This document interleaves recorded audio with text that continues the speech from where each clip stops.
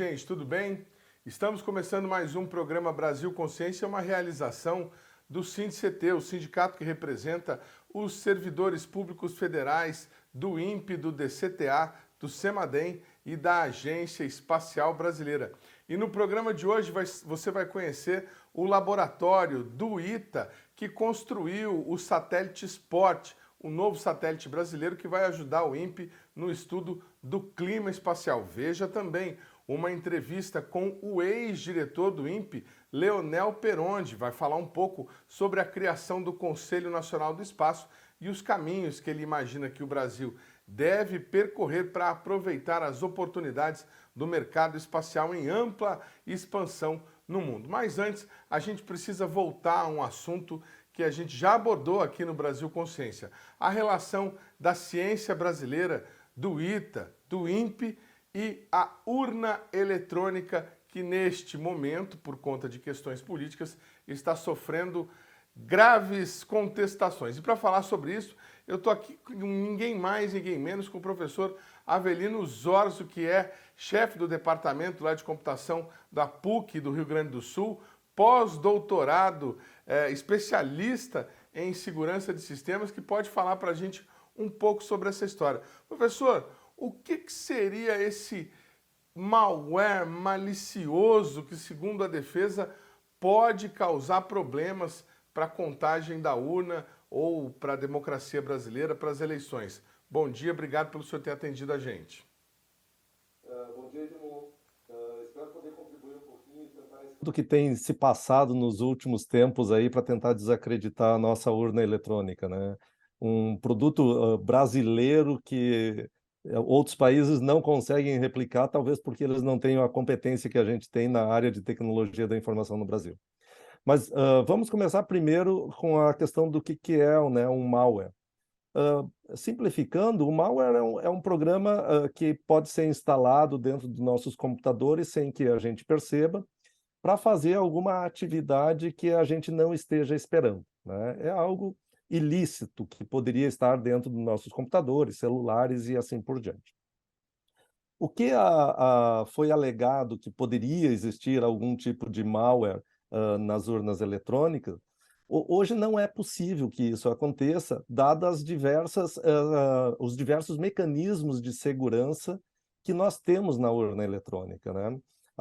Algoritmos que verificam quais são os softwares que estão instalados dentro da urna, né? Esses softwares, eles são lacrados, são autenticados pelo TSE, e o melhor de tudo em relação à nossa urna eletrônica é que todo esse software ele pode ser verificado por qualquer entidade fiscalizadora das eleições.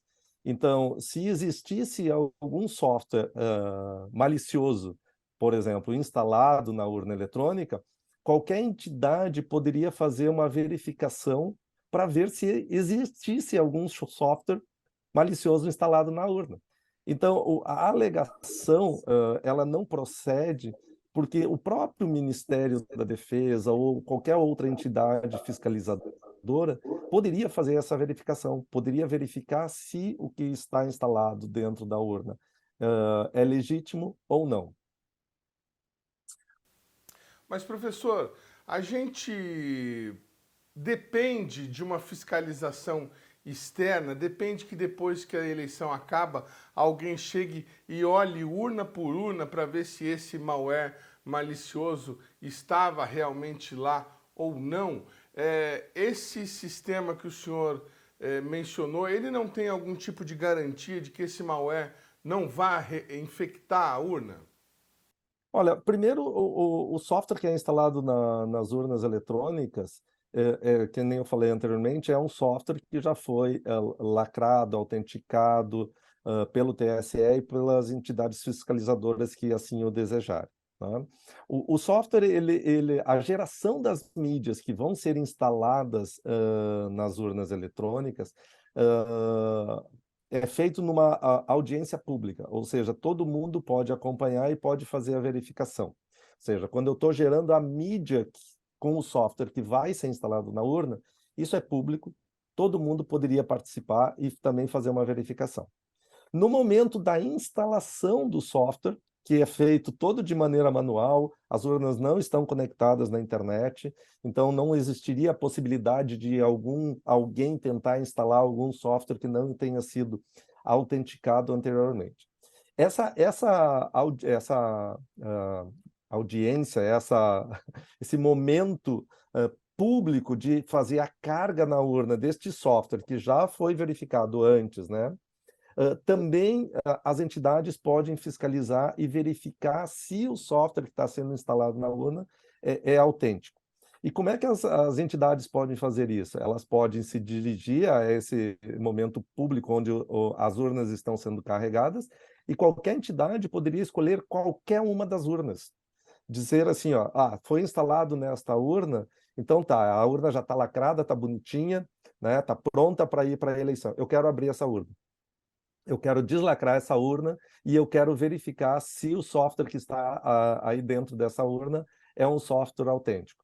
A própria urna tem um software para fazer essa verificação, mas qualquer entidade fiscalizadora poderia também ter algum software para fazer essa verificação, desde que esse software fosse confirmado, verificado pelo Tribunal Superior Eleitoral.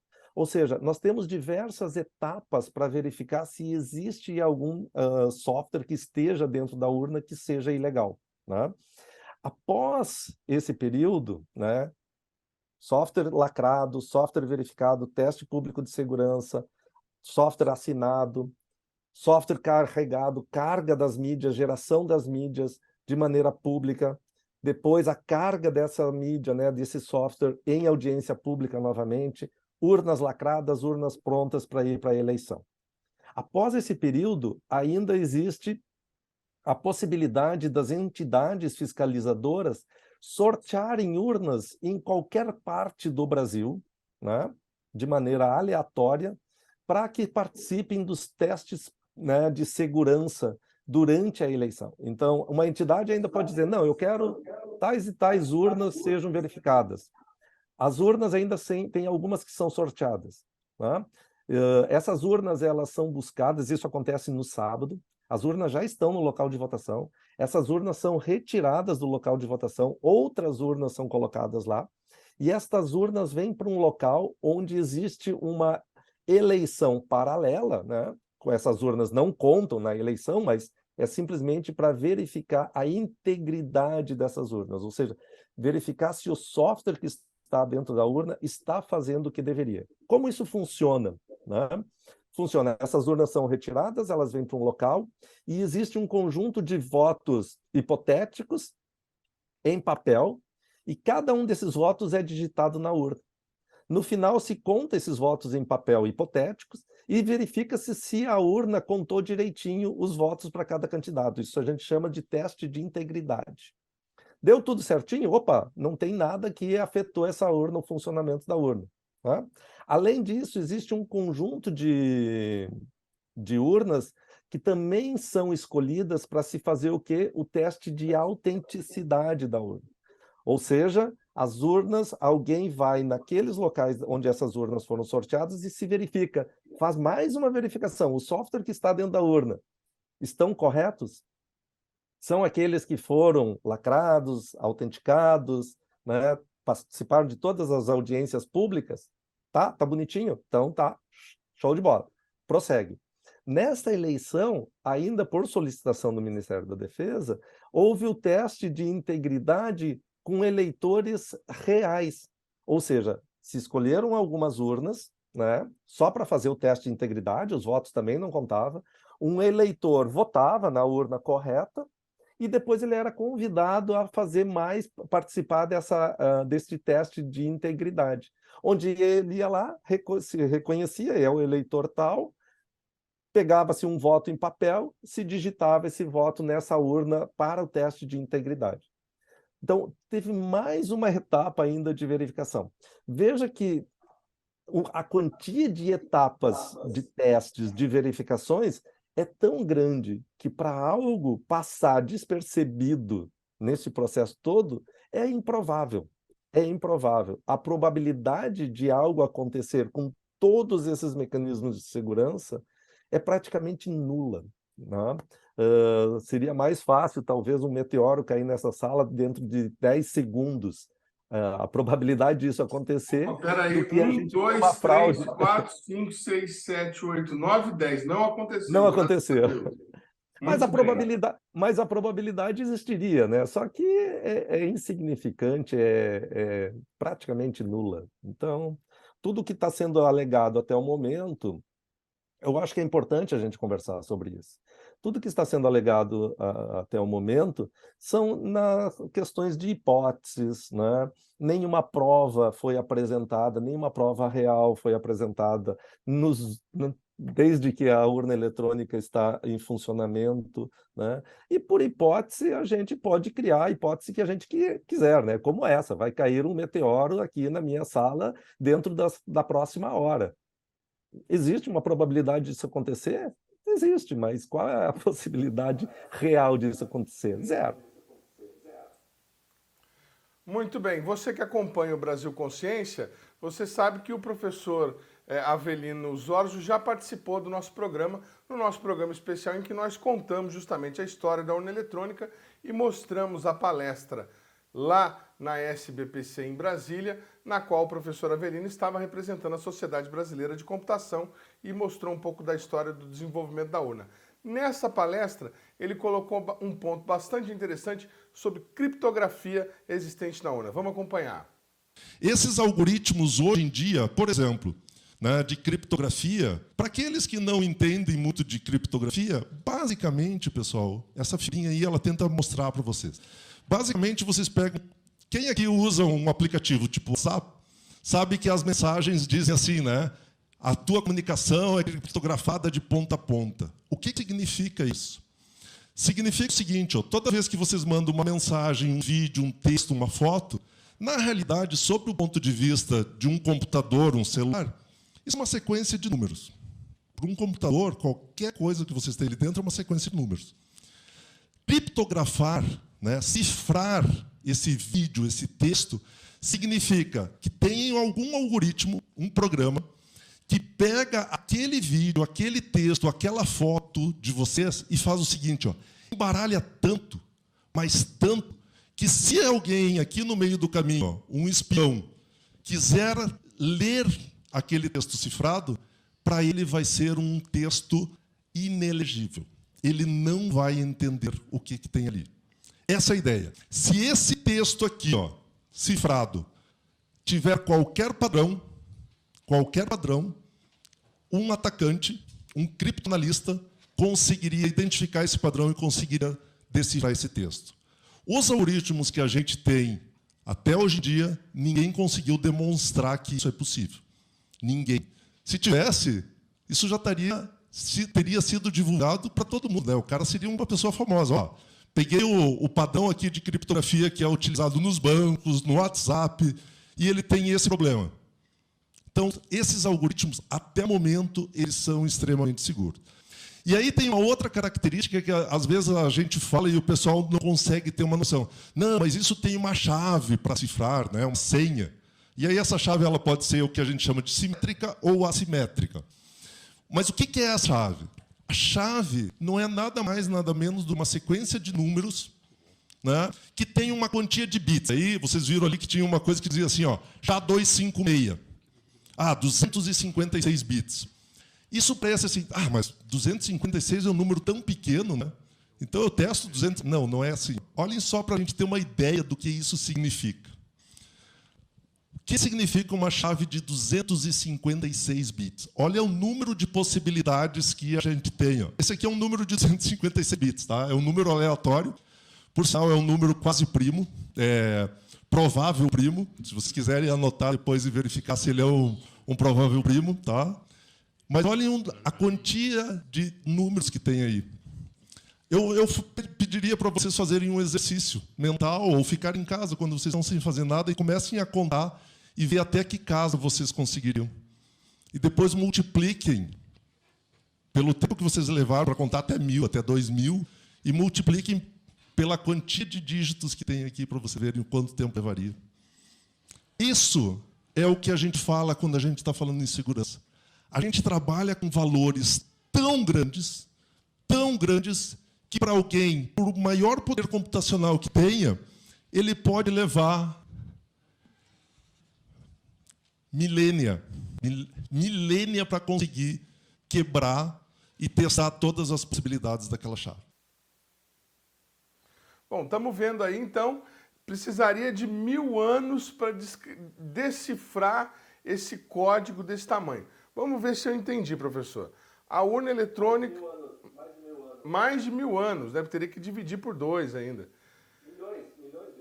A urna é um pequeno computador. Ela tem lá um processador, ela tem lá uma memória, ela tem, né, os seus dispositivos, os seus sistemas.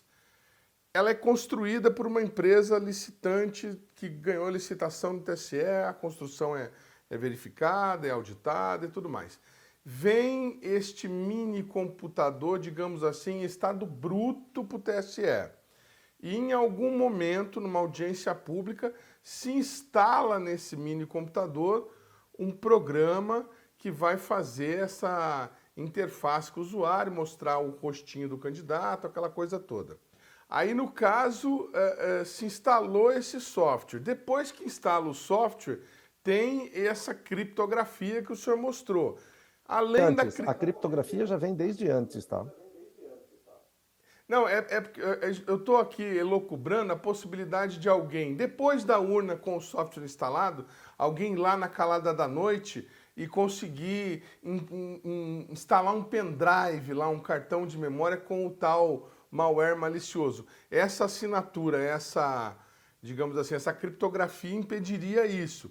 E depois de tudo isso, com a eleição acontecendo, ainda tem esses testes que vocês fazem para verificar. Qual que é a probabilidade hoje, de 0 a 10, de alguém conseguir fazer uma adulteração na urna, no resultado da urna, por meio eletrônico? Perfeito, Edmond. Se a gente considerar de 0 a 10, a probabilidade é 0. Tá? É 0. Com todos esses mecanismos de segurança que a gente tem, é 0. Até porque quando a urna ela é carregada com esse software, a partir daquele momento eu não faço mais nada com essa urna. Por quê? Porque o software ele só vai começar a funcionar novamente no dia da eleição. Então, a partir deste momento, ela está fechadinha, está bonitinha e só vai voltar a funcionar no momento da eleição. Ou seja, de 0 a 10, a possibilidade hoje é 0. Muito bem. Bom, e depois de tudo isso, quer dizer, agora no apagar das luzes, com quase um mês aí depois das eleições, nós temos um relatório produzido pelo Partido Liberal, que foi apresentado para a Justiça Eleitoral, questionando uma parte dos votos, né? Uma parte das urnas, que estariam com um problema de log. O que é esse problema de log, professor? E no que isso poderia afetar, se é que poderia afetar a contagem final? O log que existe na urna, né, é para ir fazendo o registro de todos os passos que aconteceram em uma determinada urna. Né? Então eu sei a hora que aquela urna foi carregada, a hora que o mesário se conectou, eu sei tudo o que está acontecendo na urna. Então isso fica registrado por uma eventual auditoria. Não, eu quero ver o que aconteceu nessa urna. Eu quero ver a hora que foi instalado o software, eu quero ver se deu algum problema com o eleitor. Tudo isso fica registrado. Isso é bom para a gente fazer uma auditoria. A gente tem uma determinada desconfiança numa determinada urna, então a gente vai lá e acompanha o que aconteceu naquela urna. Isso afeta a eleição? Não afeta a eleição de jeito algum. A eleição ela transcorre normalmente. Ali só é um registro do que está acontecendo naquela urna. A alegação, a premissa utilizada neste relatório é uma premissa que não se sustenta, porque a premissa que foi utilizada nesse relatório é a premissa de que, a partir deste arquivo de log, eu não tenho como identificar a urna. E o que se utiliza nesse relatório é um único identificador que diz assim, ó, olha, esse identificador aqui é igual para diversas urnas, então eu não consigo associar este log à urna eletrônica. Por que isso é uma afirmação falsa? Porque dentro deste log existem diversos outros identificadores para eu associar uma determinada urna. Logo, qualquer log, eu sei de que urna que veio esse log. Ou seja, a premissa, a afirmação inicial de que eu não consigo associar o log a uma determinada urna é falsa. E aí, a partir dessa afirmação falsa, qualquer conclusão eu posso gerar. Eu posso escolher um conjunto de urnas que me interessa, eu posso escolher um conjunto de urnas que favoreça candidato A, um conjunto de urnas que favoreça um candidato B.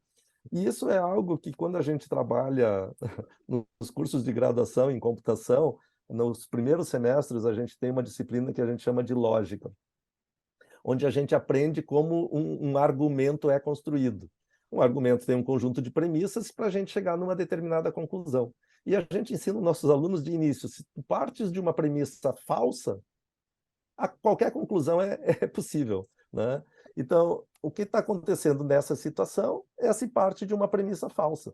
E as conclusões que eu posso chegar são quaisquer. Eu posso dizer que o candidato A ganhou, o candidato B ganhou, o candidato C ganhou, porque o meu início é falso, né? E ele é falso justamente por isso. Eles utilizaram um identificador que se repete em algumas urnas para dizer que o log, eu não consigo associar o log a uma determinada urna. O que não é verdadeiro, porque existem outras formas de eu identificar que aquele log pertence a uma determinada urna. Assinatura digital, seção da urna e assim por diante. Agora, professor, o senhor falou que esse registro de log que aparece em várias urnas, as urnas que supostamente deveriam ter seus votos cancelados aí por conta da ação movida pelo PL, não ter esse log atrapalha? É possível saber fazer auditoria e identificar se houve alguma fraude mesmo sem o log? Olha, o log ele serve para eu verificar o que aconteceu naquela urna especificamente, né? Ele atrapalha a eleição, ele não altera em nada a eleição. Ele serve para eu fazer esse acompanhamento. Tá? E eu tenho como identificar que este log pertence a uma determinada urna. Ou seja, da forma como está hoje, ele não atrapalha em nada, nem a auditoria, nem a eleição. Não interfere em nada. Certo? Agora, como eu já tinha mencionado anteriormente, a gente faz, né, a sociedade pode fazer inúmeros testes durante a confecção do software, no momento da lacração, no momento da geração da mídia, no momento da carga da urna, durante a eleição e após a eleição. Ou seja, tem todo um processo em diversas etapas que a gente pode acompanhar e fazer essas auditorias, né? Tem um aspecto, Edmund, que eu acho que é muito importante também de mencionar, é que a gente está vivendo num mundo que é diferente, né? É um mundo digital. E as pessoas têm que começar a entender que a forma de fazer auditoria neste mundo digital, ela não é exatamente igual ao que a gente fazia no mundo analógico. E as pessoas têm que começar a entender. Nós estamos vivendo num mundo que é diferente. Olha aqui, nós estamos conversando de maneira remota, não presencial, e isso é comum na sociedade. Quantos de nós realizam operações pela internet? Quantos de nós pagam conta pela internet? Quantos de nós acessam nossa conta bancária, né? Fazem transferências de recursos? E a gente está vivendo, e esse mundo é diferente. Tem uma pergunta que às vezes eu faço assim, para muitas pessoas, né? Talvez isso possa não se replicar para 100%, mas para muitas pessoas se replica. Eu acredito que uma das coisas que é mais importante nesse processo todo é a nossa vida, né? E a gente viaja de avião, hoje em dia a gente anda de carro, e tanto o avião quanto os carros, eles têm centenas ou milhares ou milhões de linhas de códigos. Quantos de nós pedem a uma auditoria no software do avião? Quantos de nós pedem uma auditoria no software do carro, né? Isso acontece, tá? Eu estou só replicando aqui uma questão, mas tanto o software do carro, quanto o software do avião, quanto o software da urna eletrônica, eles passam por diversos processos de teste, de auditoria. E isso é natural. O que tem acontecido nos últimos tempos é que, às vezes, as pessoas não entendem esse mundo digital, porque para muitos ainda é algo muito mágico, né? Então, no momento que as pessoas entenderem como esse mundo digital funciona, elas vão estar mais confortáveis com algumas afirmações que às vezes são feitas, né? Que é a assinatura digital, que é a criptografia,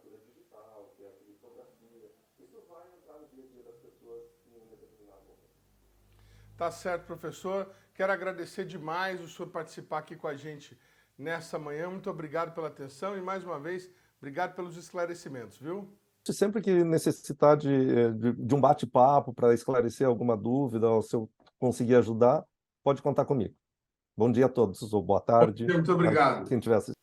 O programa Brasil Consciência vai para um rápido intervalo e na volta a gente volta mostrando para você o laboratório do ITA que construiu o novo satélite brasileiro, o Satélite Sport. É um instante só, não sai daí.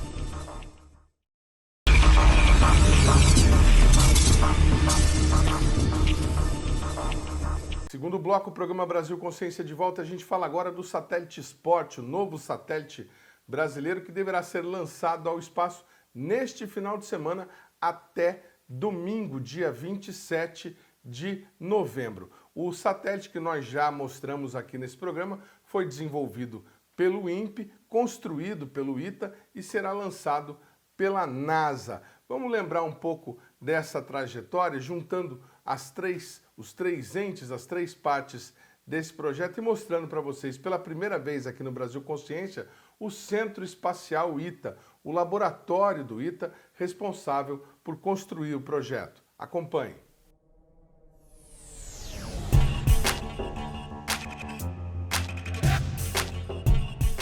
O Centro Espacial ITA é um laboratório do Instituto Tecnológico de Aeronáutica que foi inaugurado em 2020 com o objetivo de capacitar alunos da instituição no ciclo de desenvolvimento e construção de sistemas espaciais, em especial satélites.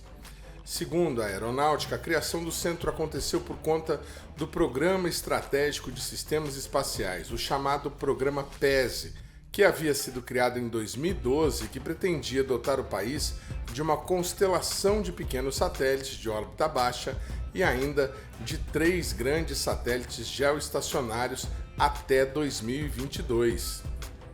Os satélites serviriam para observação terrestre, telecomunicações, mapeamento de informações, posicionamento e monitoramento do espaço, mas de fato, até o momento, apenas um satélite geoestacionário, o SGDC-1, foi colocado em órbita. O satélite Sport não faz parte do programa PESE, mas foi colocado à mesa para desenvolvimento no ITA a partir de uma iniciativa da NASA. Finalmente, quando faz alguns anos, eu estava lá em Alabama, o meu amigo Pierre Mattei, que trabalha na cena aqui, veio para Alabama e a gente começou a falar sobre como é que a NASA e o Brasil e outras partes dos Estados Unidos podem fazer um parceiro para fazer um estudo. E de lá, uma das minhas colegas, ela disse, vamos fazer um CubeSat. E vamos estudar o clima espacial. Será que a gente pode fazer isso? Então, eu peguei naquela ideia e eu viajei para o São José dos Campos, falando com o INPE, o ITA lá, e a gente arrumou esse negócio de estudar bolhas de plasma, que são parte do clima espacial. Esse convênio de missões satélites é bem mais recente. Foi com a AIB, né, a NASA, por ser um organismo na estatura da AIB, por exemplo. Então, a AIB e a NASA fizeram um convênio para que o INPE apoiasse o INPE e o ITA nessa missão. Esse trabalho conosco começou há muito tempo. A gente demorou bastante, até porque nós tivemos que, primeiro, o dinheiro com a NASA foi aprovado no ano seguinte. Eu não me lembro exatamente, mas em 2016, acho que já estávamos aqui nessa sala aí fazendo as primeiras conversas. Aí depois nós tivemos que pedir um dinheiro para a FAPESP, porque o ITA precisava de dinheiro para fazer a plataforma, não ia sair assim, né? Bom, em suma, aí bolamos, aí ficou uns 2 anos aí nessa preparação de aprovação de dinheiro lá, e o conjunto de pesquisadores, discussão de como é que seria a missão, escolhemos entre duas essa missão que nós vamos lançar. Aí, no 3º ano, conseguimos a verba da FAPESP, aí começaram os desenvolvimentos. Bom, primeiro nós construímos a missão, né? Porque quando eles vieram, queriam fazer uma parceria, por exemplo, né? A ideia, o que vocês precisam? Então, o Embrace foi o cara que falou, bom, Nós não temos nada na área de bolhas, e bolhas é um problema muito frequente no Brasil. Começa em agosto, termina em março.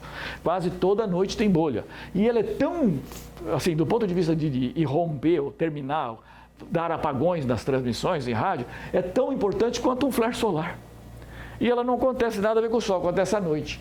Então, assim, o Brasil de manhã, se tem uma explosão solar, fica todo preocupado com não ter comunicação com o avião, por exemplo, ou com o GPS errado. E à noite, de novo, vai ter outro problema, que o sol não tem nada a ver com isso, mas os ventos meridionais aí acabam gerando as bolhas. Foi então que o Centro Espacial ITA foi acionado para desenvolver o projeto e construir o modelo que será lançado. Segundo o Major Pedro Albuquerque, que é chefe do centro, o espaço inaugurado ainda é uma primeira fase do projeto, mas que já permite o desenvolvimento de sistemas complexos, como é o caso do próprio SPOT.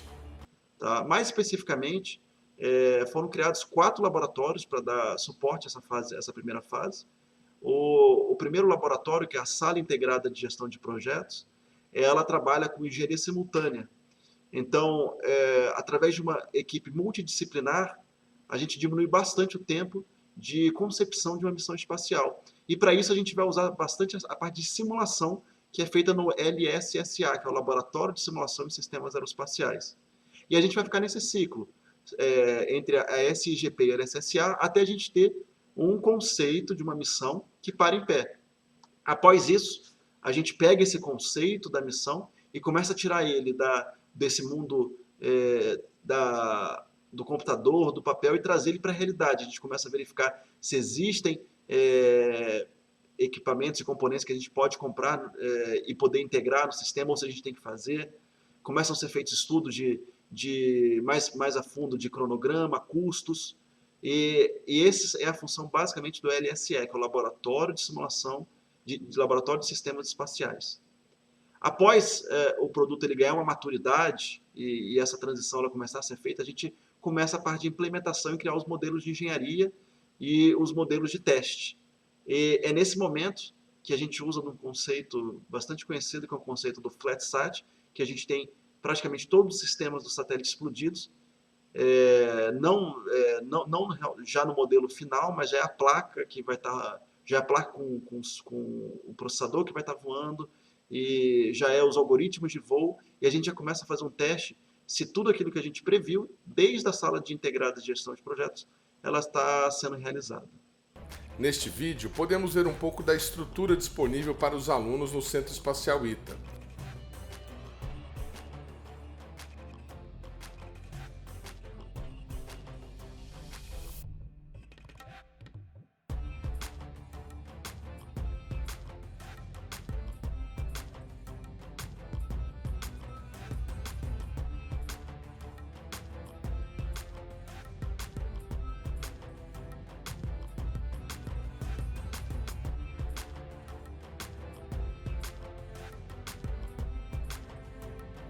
As imagens foram captadas pelo próprio grupo de pesquisa do centro logo após a inauguração.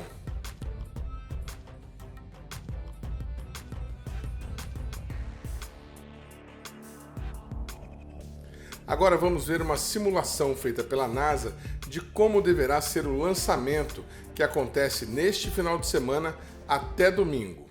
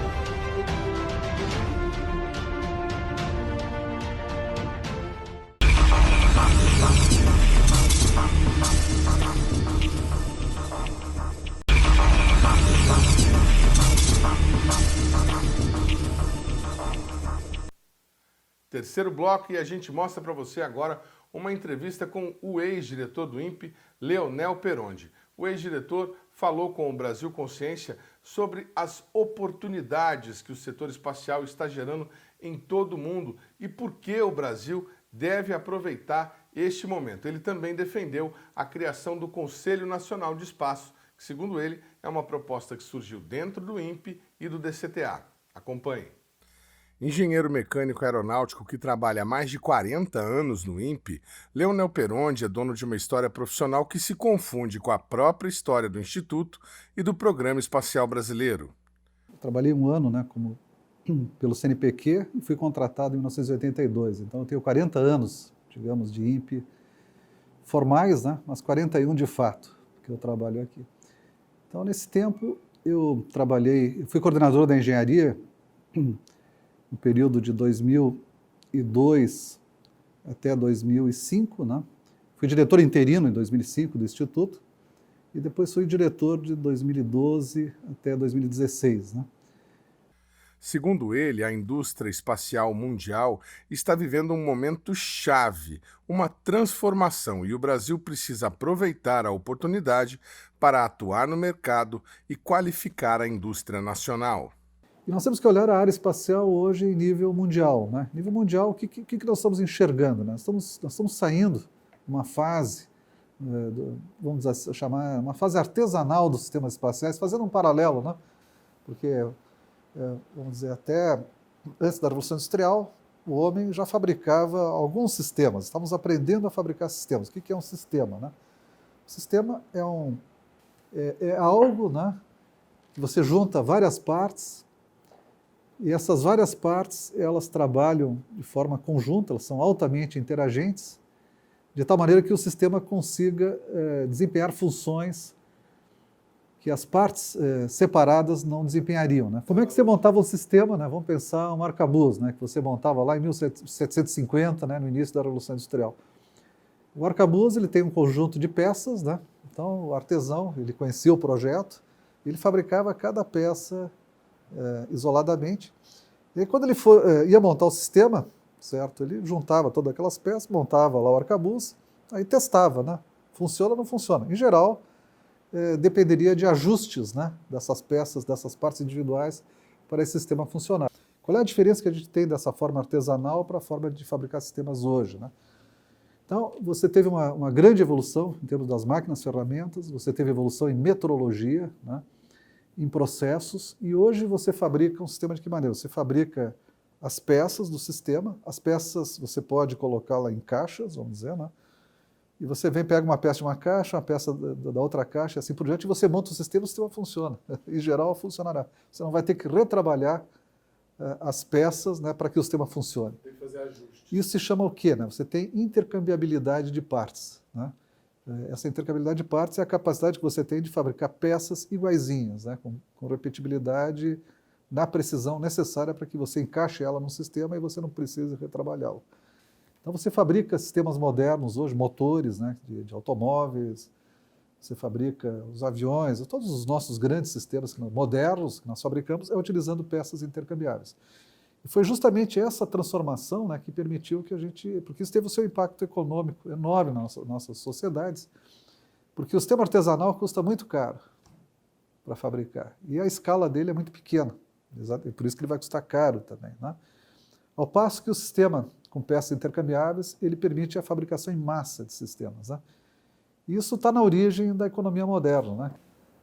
Assim, as indústrias modernas, muitas delas têm essa característica. Então, tem um produto, e a mesma coisa a indústria espacial, né? Você tem o satélite, a própria fabricação dos sistemas espaciais, né? A cadeia, né, de fabricação dos sistemas espaciais, elas geram grandes oportunidades de renda, e depois as aplicações dos satélites também geram renda, né? Então, você tem um sistema que nucleia um setor econômico. Então, o paralelo é total, né, do avião, do automóvel, né?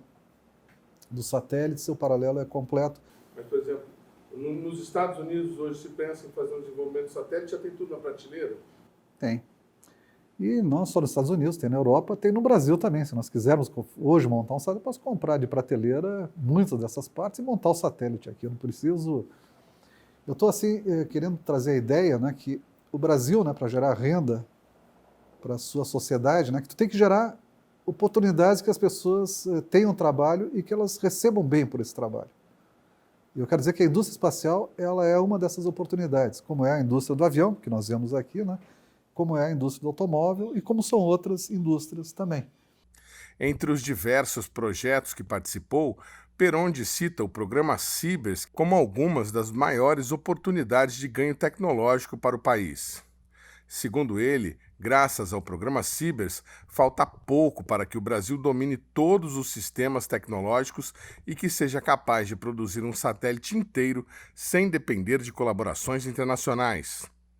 No Cibers 13 e 4, que eu vou falar mais aqui, né, por exemplo, nós tivemos aí 15 a 20 empresas contratadas, né, que desenvolveram o sistema de suprimento de energia. Talvez, não sei se todos sabem, né, se é do conhecimento comum, que praticamente todos os painéis solares que voaram em satélites brasileiros foram projetados e fabricados no Brasil, né? Com exceção do SCD-1. Mas do SCD-2, o SCD-2A, e depois toda a série de satélites Cibers, né, os painéis foram fabricados no Brasil. Sendo que do Cibers 2B, o 13, o 4 e o 4A foram inteiramente fabricados no Brasil. Digo isso porque o Cibers 1 e 2 houve uma parte, né, do hardware, vamos chamar assim, que foi fabricado externamente. Mas a montagem final do painel, quer dizer, toda a integração do painel, o laydown, né, toda a parte do painel foi feito aqui no Brasil. Nós tivemos um grande sucesso no Brasil já. Eu estou comentando isso só para comentar assim, que nós temos a capacidade de gerar fornecedores, né, no Brasil para qualquer item, né, da cadeia dos sistemas espaciais. Tá? Nós temos condições de qualificar fornecedores, qualquer que seja a área. Estou citando aqui um exemplo mais antigo, né, de painéis solares, mas isso poderia ser para qualquer... isso foi feito também na parte de estruturas, né, as empresas também, nós tivemos depois fornecedores de estruturas. Eu acho que todo mundo, não sei se todos sabem, mas o Cibers 1 e 2, né, voou com partes da estrutura fabricada no Brasil, partes no exterior, né? Mas o 13 e 4 já voaram com estruturas totalmente projetadas e fabricadas no Brasil, né?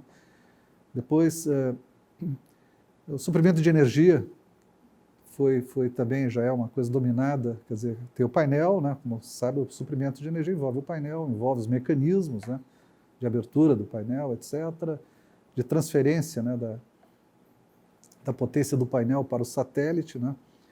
E depois nós temos os equipamentos, a bateria, né, o carregador, carga e descarga da bateria, o controle de carga e descarga, e temos também a distribuição, que envolve conversores, né, DC e DC, para distribuir para os equipamentos finais. Então, esse subsistema de power, né, ele foi totalmente...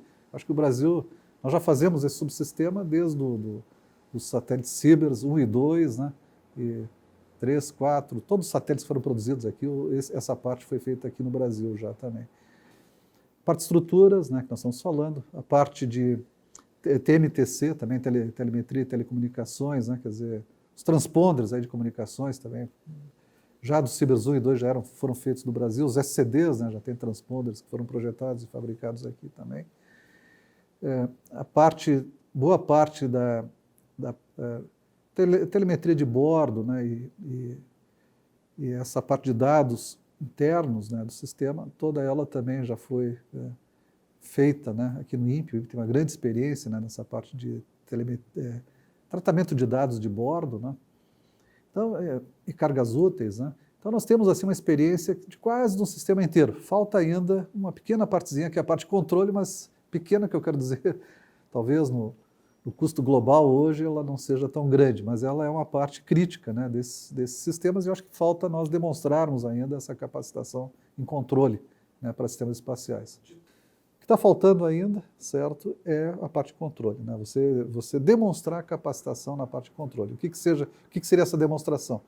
Como eu estou citando aqui a estrutura, né, que foi já totalmente projetada e fabricada no Brasil, os propulsores, né, os painéis, nós teríamos que desenvolver no Brasil um sistema de controle, né, que operasse em órbita e voasse num satélite, demonstrando que a gente tem condições de fabricar no Brasil e ter qualificação desse sistema com a sua operação em órbita, né?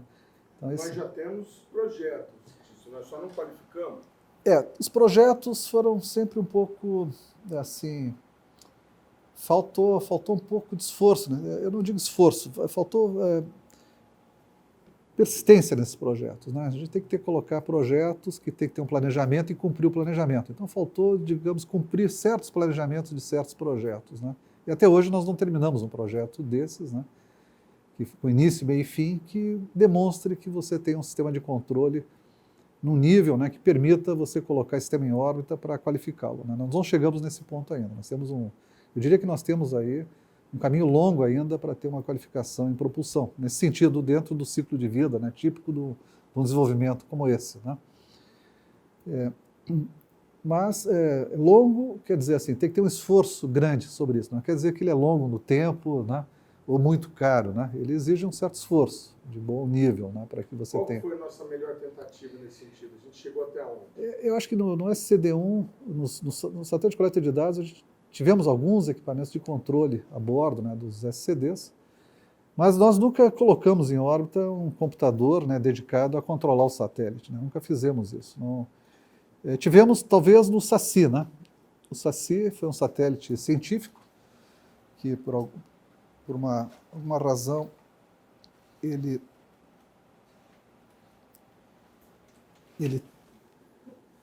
acabou, após o lançamento, né, perdeu-se o contato com o satélite, tivemos um problema, né, e esse satélite ele tinha um sistema de controle que foi desenvolvido aqui no Brasil, pelo menos, né? Isso já há muito tempo, lá nos anos, estamos falando 98, acho que é o SACI, né? E por que foi abandonado o sistema de controle do É que SACI? não foi abandonado, né? Tivemos várias iniciativas de desenvolver sistema de controle, mas nenhuma delas foi até o final. Por uma razão ou outra, isso parou pelo caminho.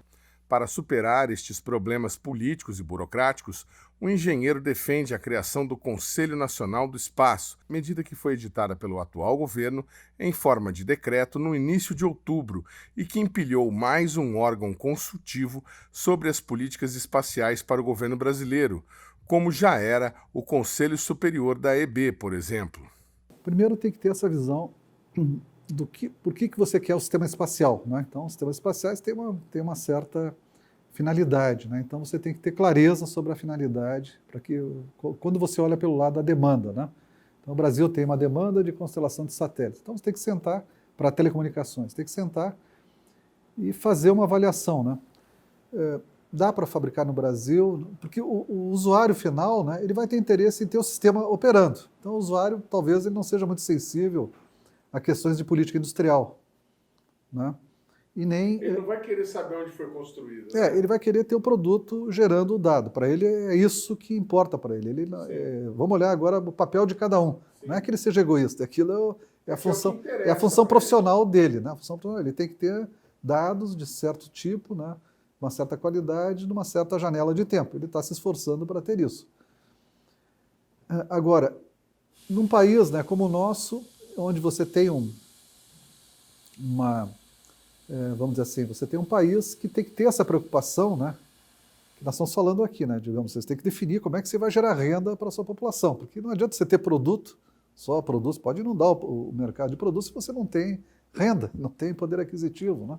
Então, tu tem que ter uma economia, um tecido econômico que se faz olhando os dois lados, né? Você tem que ter produto, né, que circula no seu mercado e tem que ter capacidade de compra, né? Então, do ponto de vista de governo, né, de Estado, né, você tem que ter programas, grandes programas nacionais, né, que estão preocupados com essa questão, né? Como é que você gera renda dentro de uma economia como o Brasil. E aí entra a visão da política industrial, certo, né? Então, eu acho que tem que ter áreas de governo que se preocupem com a política industrial. E você pode, então, quer dizer, né, quando você for adquirir um sistema espacial, né, colocar também elementos de política industrial, mas tem que ser definido no nível de governo, tá certo? Né? Não tem que existir algum centro, alguma área de governo no Brasil, né, que pense essa política e que ajuste essa política, né? Isso vale para qualquer sistema, né? Tá, eu preciso de um navio, vamos dizer, na Marinha Brasileira. Um submarino. Compro fora ou vou desenvolver no Brasil? Aí tem que agregar uma visão, quer dizer, do ponto de vista do usuário do submarino, ele disse assim, não, isso é transparente para ele, né? Ele precisa ter o submarino dentro de um certo prazo, que isso vai se adaptar, né, a uma visão, sei lá, de segurança, etc., um planejamento que existe, né? Agora, essa decisão se vai comprar ou fazer aqui tem que estar agregado com uma área de política industrial, com uma visão da economia, né? E se associar aos programas nacionais, que você tem programas nacionais voltados para o desenvolvimento econômico. E esses programas, né, uma área de programas estratégicos nacional que deveria fazer esse raciocínio do make or buy, né? O que eu faço aqui dentro? Faço parte aqui?